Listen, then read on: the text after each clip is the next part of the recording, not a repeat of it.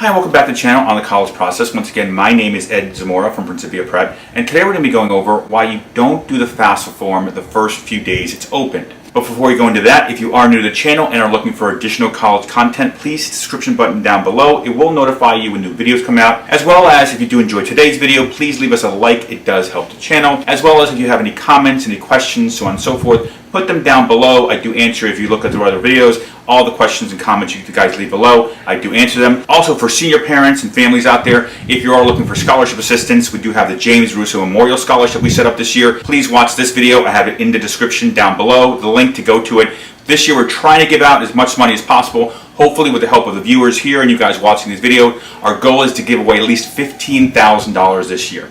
And all of that being said, let's jump right into today's video, why you don't do the FAFSA form the first few days it's opened. Now, jumping right into the topic, there's a lot of you guys out there that have heard the term first come, first serve, and are wondering, is this how it really works in the world of financial aid? If we don't do the financial aid forms early on, like the FAFSA form, which became available today, if we don't jump on it immediately, do we not get enough financial aid, or do we not get as much financial aid as we should have? The reality is, first come, first serve has not existed in decades, but parents and students fall into the FOMO category, fear of missing out, because you guys keep seeing articles like this, and articles like this, and articles like this. So you guys keep thinking if we don't do the forms immediately on the first day, automatically we're losing out on financial aid. And the reality is you're setting yourself up for a tsunami of stress and disappointment, anger, screaming, and basically a day that's a complete disaster if you guys try to do this on October 1st or October 2nd or October 3rd. And let me explain to you guys why. Every year when the FAFSA form becomes available on October 1st, what ends up happening across the board every single year is on October 1st, typically on October 2nd, and sometimes on October 3rd, the site always crashes because everyone inundates it because they'll jump on the FAFSA form on October 1st thinking there's some kind of prize or you guys will get more financial assistance, all thinking this stuff that doesn't actually exist, and you guys keep crashing the site. And so parents get stressed out because they keep seeing the site is down. As you can see here, I have a picture of the site down as of right now, October 1st. And as the site keeps giving you this message here, and you keep getting more and more stressed out, and your student gets more stressed out, and you're both arguing with each other because you know you need to get this form in supposedly today, which you don't. And then what typically ends up happening is you spend hours and hours and hours trying to complete this form on October 1st, 2nd, or 3rd, thinking that if you don't get in time, there's not going to be any more financial aid left. It's not the way this works. Now, obviously, I understand because of all the articles I mentioned before, right here, showing you guys, or basically scaring you guys into thinking you have to get the forms in as early as possible or all the money runs out, which actually doesn't all run out in the first 3 days, to be honest with you. There's plenty of time for you guys to fill out the FAFSA form. So basically, grab a soda, turn off the computer, sit down, and let me explain to you how this all works. Now, right at the bat, first come, first serve was true decades and decades ago. It no longer holds true, really. For most families out there looking at this video, watching me today, you guys have between October 1st to basically January 1st to fill out the FAFSA form. You have plenty of time to fill out these forms. You don't have to get them in the first 3 days. This whole idea that money runs out, it's completely ridiculous. And let me explain to you guys how it works. In the world of financial aid, there's 3 groups giving you financial assistance, or can give you financial assistance. There's the FAFSA people, i.e. the U.S. Department of Education.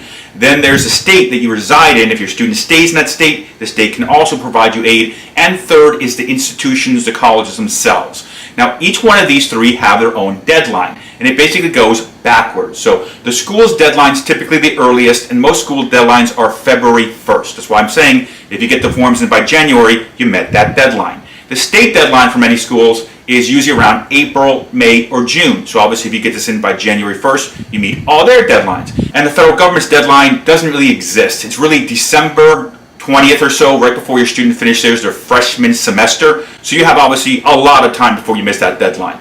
So if you guys wait to do the form until after October 1st, 2nd, or 3rd, you're going to have a much easier time filling this out. Because everyone on there right now, October 1st, 2nd, or 3rd, are all freaking out because the system keeps crashing. So instead of waiting 2 or 3 days for everyone to get out of the way and then doing the forms calmly and with no stress involved, with minimum stress involved, you guys are jumping on there now, freaking out, thinking if I don't get this in today, we're not going to get all the financial aid, when it doesn't work that way. The only time, there is only one time you guys have to fill out this form before the January 1st deadline, basically an earlier time frame than October to January 1st. The only times if you're doing early decision 1. That's the only time. If you're doing restricted early action, first choice, regular, rolling, EA1, E2, EA2, all of them. Every one of the admissions ways that you are applying other than early decision 1 means you have until January 1st to fill out the FAFSA form. If your student is doing early decision 1, they must get the FAFSA form in by the early decision deadline. Now, almost every early decision deadline is between October 15th and November 15th, most of them falling in the November 1st deadline for early decision, which means obviously if your deadline is November 1st, you don't have to get these forms in for financial aid purposes until that deadline for early decision. So early decision 1, once again, is the only time you guys have to get this form in early. However, you still have until October 15th at the earliest, all the way till November 15th at the latest for early decision 1. So once again, you don't need to do this form if you're doing ED1 you don't need to do this form for early decision 1 on October 1st, October 2nd, or October 3rd.